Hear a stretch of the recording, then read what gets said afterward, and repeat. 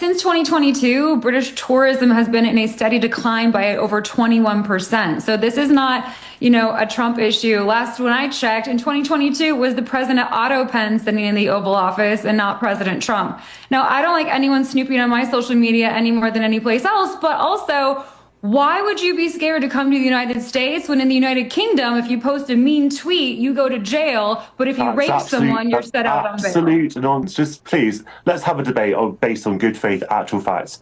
Posting mean I would love tweets to, but there's many British citizens that are sitting in jail because of social media I've written many mean tweets. I've never been to jail. I can promise you, mean tweets. I'm sure you haven't, because your tweets lay on one side of the aisle, but anyone that dares to write that's not true. I'm sorry, Leah. Gets rounded up. Please. Tiffany's point does stand, because the UK is arresting something like 12,000 people a year for social media posts, more than any other country. I say yes, the United Kingdom has over 12,000 people that are in jail for social media posts. Meanwhile, when you look, you can't throw just the phrase, "Oh, we have litigation against, media houses or institutions or journalists." It's because they lied. You cannot, as a member of the press, intentionally publish lies that are blatantly going against the fabric of the reality of the universe and not expect to do the same thing that you would see in the United Kingdom, where, we had the royal family the last few years pushing back against certain claims. That's a normal lawsuit. I'm sure many of you. I'm sorry, this is unhinged, okay? Donald Trump has said time and time again. The fact that journalists are fake news media and are Donald Trump. No, we're not actually here to talk about sort of Donald Trump per se. We can have endless conversations about Donald Trump. The point is that it should be allowed to hate the government and still to be able to go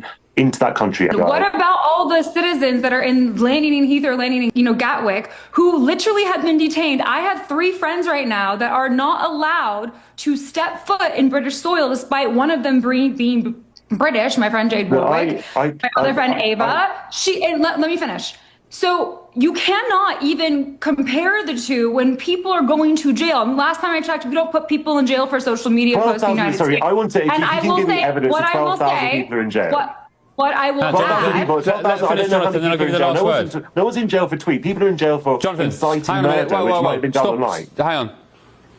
Sorry, there's a bit of a delay here, so it's difficult for me. Let Tiffany finish her point, and then I'll give the last word to you before we say goodnight. Tiffany, and then Jonathan. Thank you.